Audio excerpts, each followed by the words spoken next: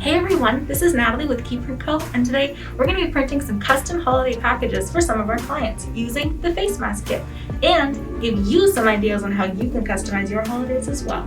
Let's get into it.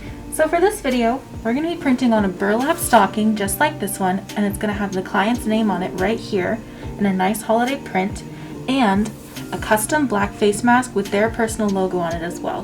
Let's get started.